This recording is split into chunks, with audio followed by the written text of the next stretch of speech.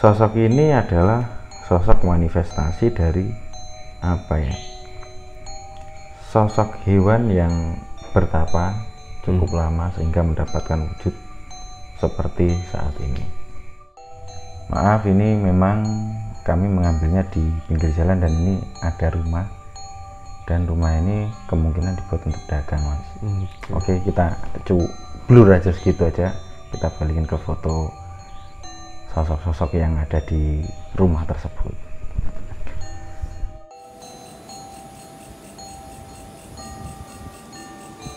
Assalamualaikum warahmatullahi wabarakatuh. Ini dia salah satu proses pengambilan ataupun mencari gambar horor untuk selanjutnya kita buat podcast dan juga perbincangan seru.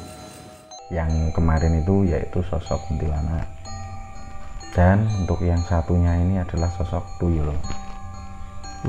Dua sosok ini merupakan sosok yang bisa kita sebut sosok kiriman. Assalamualaikum warahmatullahi wabarakatuh. Kembali lagi di channel DNY Brother.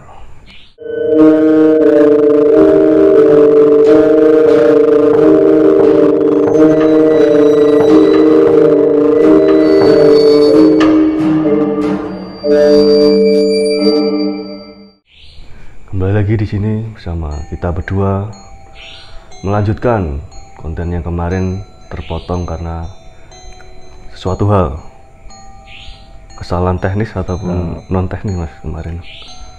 Untuk yang pertama kemungkinan ada human error, dan yang kedua ada sedikit gangguan yang saya ceritakan juga sewaktu saya mengupload video di hari ini.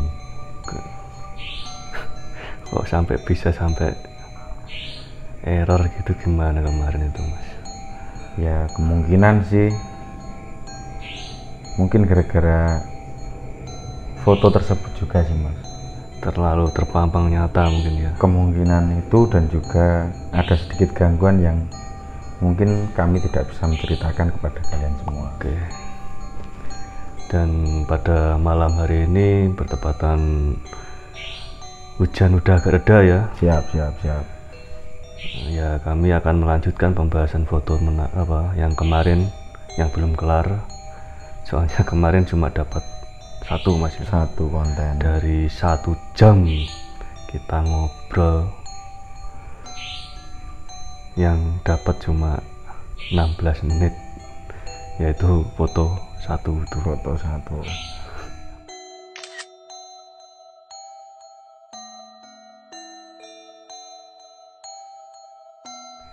Ya, ada kesalahan teknis juga sih kemarin, soalnya kita nggak melihat HP. Maksudnya rekaman itu masih menyala, merekam atau tidak. Saya, maksudnya kami berdua ada miskomunikasi di situ. Siap. Dan alhamdulillah kesempatan malam hari ini kita lanjut ke foto terusan kemarin, Mas ya. Oke, kita lanjut ke foto lainnya. Kita lanjut ke fotonya langsung. Siap? Oke, siap, Mas. Untuk pembahasan. Oke, lanjut ke foto.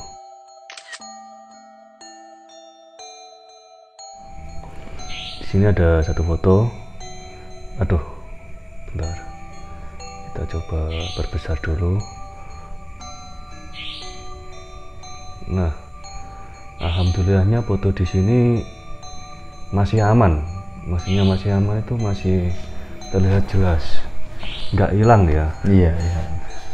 Biasanya sih kalau sudah diambil beberapa hari akan hilang. Tapi alhamdulillah di sini kita mengambilnya tetap pure. Dan untuk satu hal lagi, setiap kami mengambil beberapa foto akan kami hapus karena mengurangi energi negatif yang tersimpan di HP juga itu. Oke. Tapi sebelum kita hapus, kita share dulu, Mas. Iya. Wah, kalau nggak di share nanti nggak ada yang tahu nanti. Oke, kita bahas langsung, Mas ya. Siap. Sorry guys, ada suara kendaraan soalnya ya dekat jalan. Oke, langsung aja. Siap kita langsung kembali ke topik utama kita. Untuk foto yang ada di depan layar kalian ini sebenarnya adalah foto yang tidak asing juga bagi kita, Mas. Soalnya tempat ini pernah kami datangi untuk mengungkap misteri. Waktu itu gambar misteri, sketsa. sketsa misteri. Untuk lebih lengkapnya kalian tonton di sini. Nah, untuk penjelasan sosok ataupun makhluk ini adalah siluman setengah kadal. Siluman setengah kadal. Nanti kalau apa yang ditunjuk Mas Ngadi, nanti akan lebih detail ya. Lebih detail itu penjelasannya. Ya kalau untuk penjelasan singkatnya kayak gini tuh, Mas. Sosok ini adalah sosok manifestasi dari apa ya? Sosok hewan yang bertapa cukup lama sehingga mendapatkan wujud seperti saat ini. Jadi bukan hanya manusia ataupun jin ataupun sebagainya yang bisa menjadi ataupun menampakkan diri sebagai makhluk-makhluk seperti ini, Mas. Di hewan ataupun bahkan tumbuhan pun bisa. Makanya ya itulah kebesaran Gusti Allah, kurang lebihnya seperti itu. Dan untuk sosok ini cukup jahil, Masnya juga tahu sendiri. Oh ya, kemarin agak jahil ya. Iya. Maksudnya pembahasan waktu sketsa horor kan udah agak lama ya. Berarti sifatnya nggak berubah, masih tetap kalau itu. Oke. Dan tetap masih tukang nyolong ikan, kurang lebihnya, walaupun tidak banyak tapi tetap merugikan. Ya kalau sekisaran tidak mengganggu ya tidak akan kami usik, kurang lebihnya seperti itu. Monggo dilanjut lagi apa? Bentar, kita sesi pertanyaan dulu bentar. Siap Mas. Mungkin untuk rasa penasaran di benak yang menonton, kok kelihatan cuma mukanya aja, ya kan itu. Iya. Kok agak seperti apa ini kan gitu. Nah itu munculnya gimana? Kalau ini sebenarnya dia sudah mengawasi kita waktu ini. Nanti saya sertakan video sewaktu kami mengambil foto ini.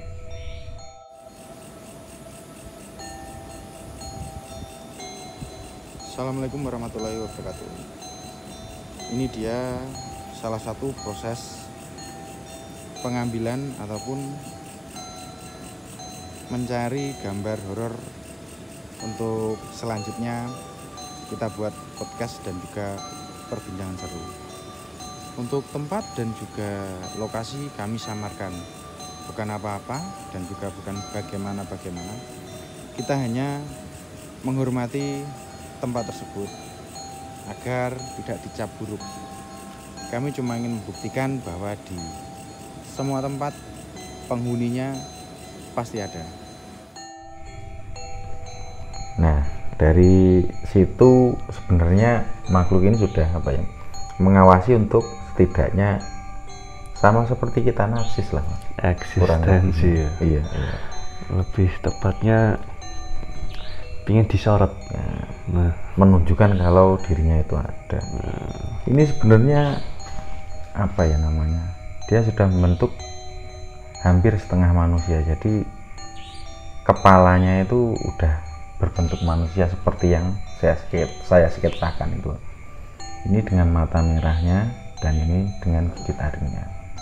Tapi ya namanya siluman, maupun dia berbentuk ataupun membentukkan dirinya seperti manusia, tetap aja kelihatan, kurang lebihnya seperti itu. Oke. Ya kurang lebih sifatnya agak jahil di sini. Ya kita dapatnya cuma foto muka ya di sini. Foto muka, nggak full. Enggak.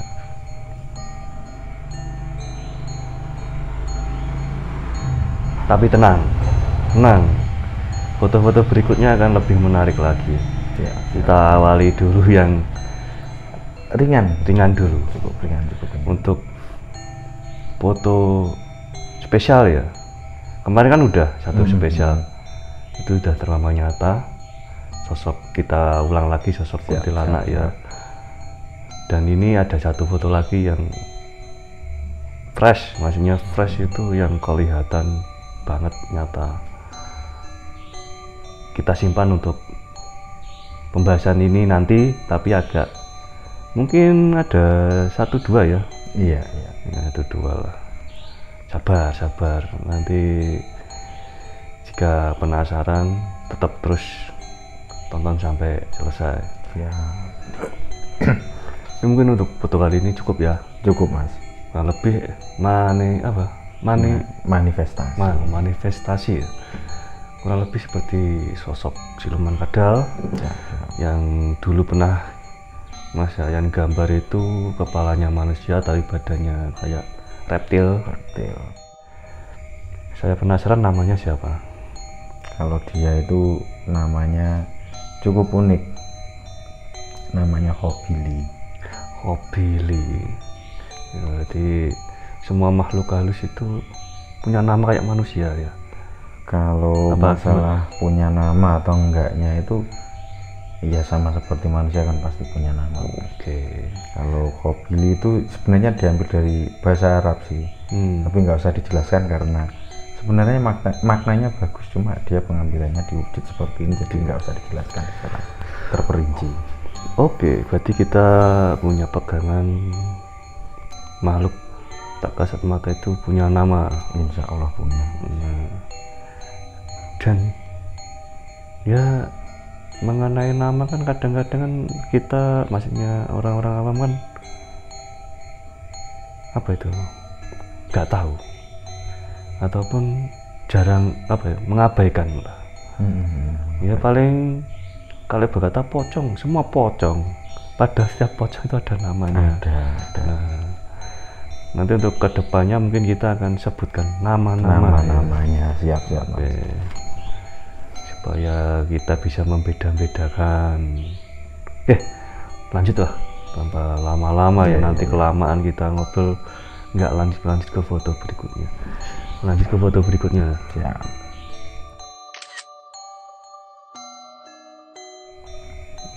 Mana lagi?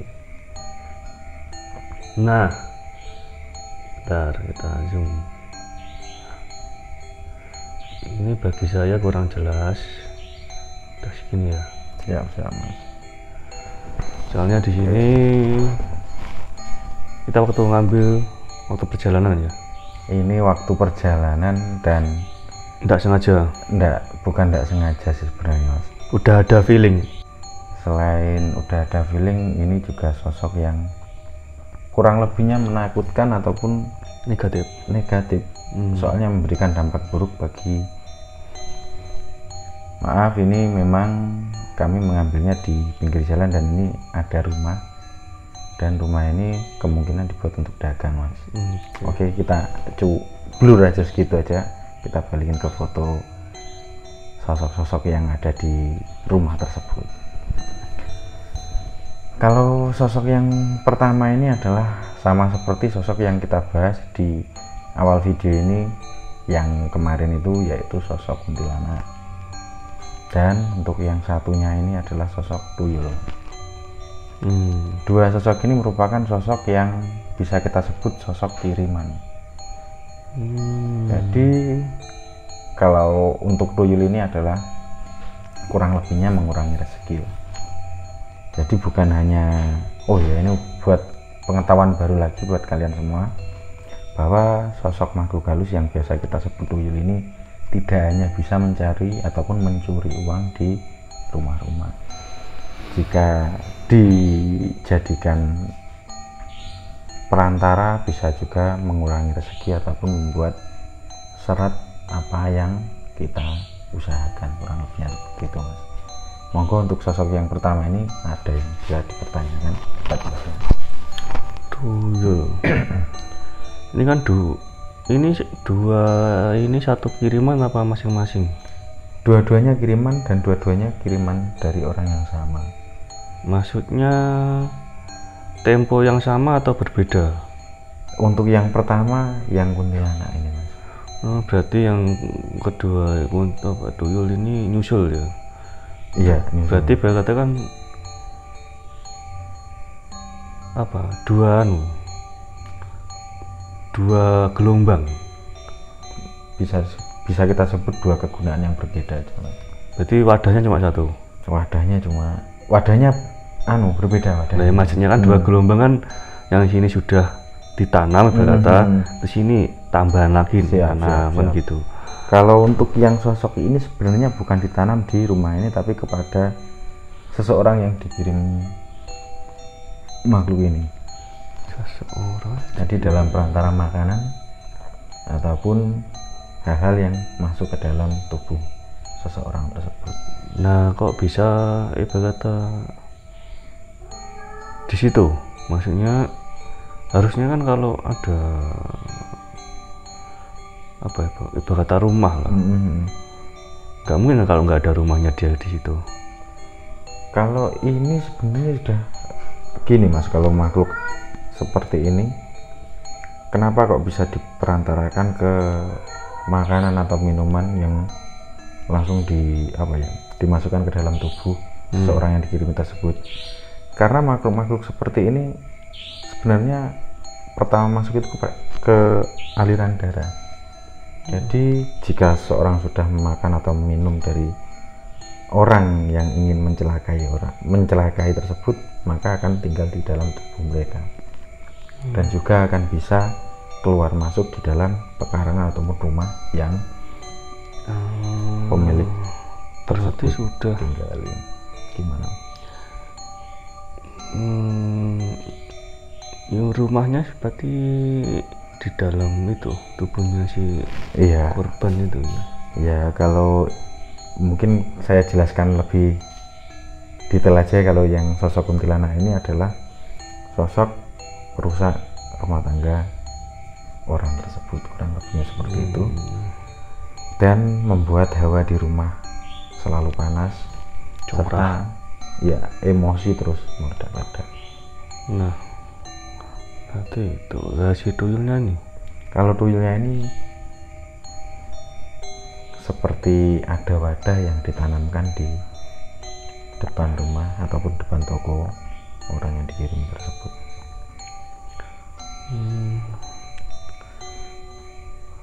Nah, ini kita langsung potong aja itu. Cara membersihkan. Kalau saran lah, maksudnya saran ini kita kan juga nggak tahu ya, maksudnya masnya yang tahu saran. Kalau untuk sosok yang pertama yaitu kuntilanak tersebut, lebih baiknya pagar di dalam diri sendiri. Contoh sholat, zikir, dan juga kita melantunkan ayat suci Al-Quran di dalam rumah, dan juga kita berdoa untuk diri kita sendiri kepada Allah Subhanahu wa Ta'ala. Untuk cara garis bawah, bentar, potong dulu. Itu kan bagi orang yang normal. Kalau udah dimasukin ini kan nggak normal kan, maksudnya pikirannya kan nggak akan mengarah ke situ. Nah, ini ada cara yang keduanya, makanya untuk cara yang kedua, ruqyah paling enaknya itu seperti itu. Ataupun kan kita juga nggak menolak adat-adat yang ada di Pulau Jawa ini Mas. Seperti yang dikatakan ada orang-orang pintar, itu tergantung kepercayaan kita masing-masing. Kalau untuk di Islamnya mungkin ruqyah tersebut, kalau untuk di Jawa ataupun kejawen ya namanya, saya hampir lupa sih itu, seperti pembersihan diri tapi menggunakan ritual-ritual itu. Kemarin pernah ingat siapa sih?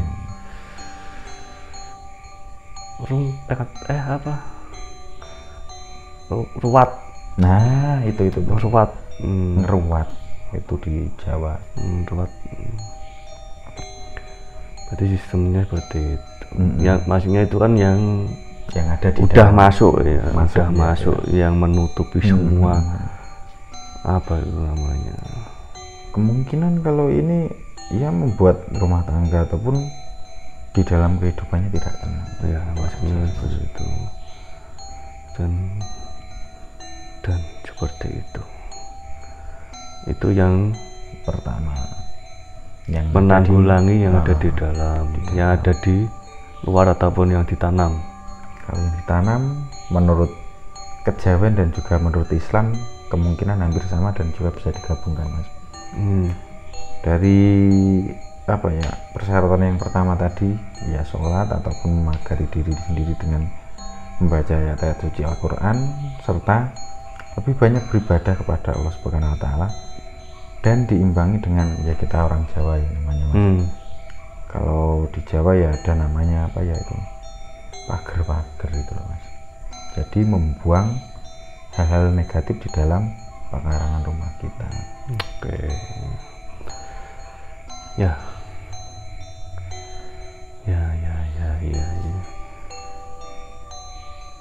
Ya, penonton ya, pemirsa yang menonton ya, kurang lebih ya saran, maksudnya ini sekedar saran, nggak tahu benar atau enggaknya. Di sini masanya sudah menjelaskan bahwa apa itu namanya, untuk proses menghilangkan gitu,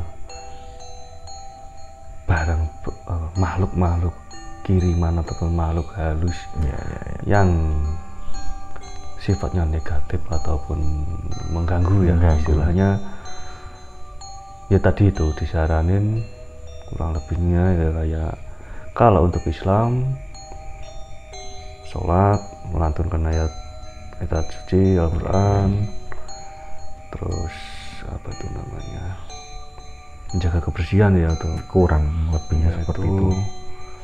Terus kalau keduanya tadi kita bisa ngikuti adat Jawa yang ada di nenek moyang lah, maksudnya gitu.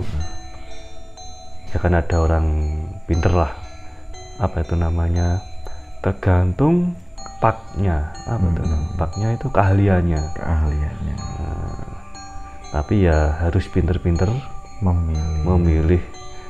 Nah, dan mungkin untuk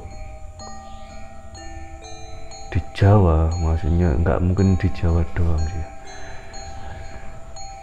di Indonesia lah sebetulnya ya. Ini tuh sudah lazim didengar, tapi kadang beda apa itu namanya, beda pulau beda sebutannya, mungkin beda. Nah, itu sifatnya sama-sama mengganggu yang punya rumah. Ataupun ada orang yang syirik ataupun iri yang dia nggak suka, dia caranya apa namanya itu, minta tolong kepada makhluk yang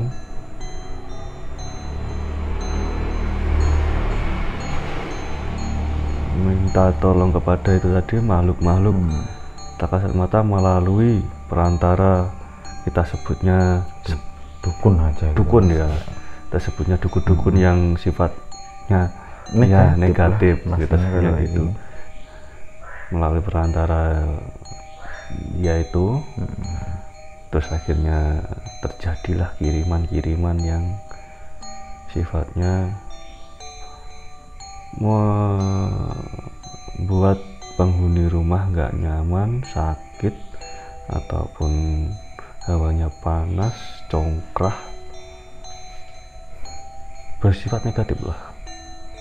Jadi ya gimana ya, pinter-pinteran kita feeling, Mas ya, menanggulanginya lah. Maksudnya kan kadang-kadang kita kan nggak terasa kalau terkena gituan. Iya. Yang paling apa itu namanya, yang paling mudah untuk diketahui kalau kita terkena ya inilah sosok kiriman. Mungkin kita sebutnya jangan sosok kiriman aja mas, kita sebutnya ain aja. Ya ain lah. Kita maksudnya gimana caranya, maksudnya gimana cara mengetahui ya. Poin pertama lah maksudnya gitu. Untuk mengetahui sosok-sosok apa seperti ini yang berada dalam tubuh ataupun mengganggu dalam rumah sebenarnya mudah mas. Tapi cukup sulit karena sosok ini mungkin mengendalikan tubuh dari orang yang dikenai tersebut. Sebenarnya dari perilaku aja sudah mungkin bisa kita lihat. Jadi ada yang aneh ataupun ada yang janggal dari kelakuan kita, dan mungkin yang akan menilai orang lain. Setelah kita diberitahu tersebut, mbok lebih baiknya kita konsultasi kepada orang-orang yang mengerti akan hal seperti ini ya.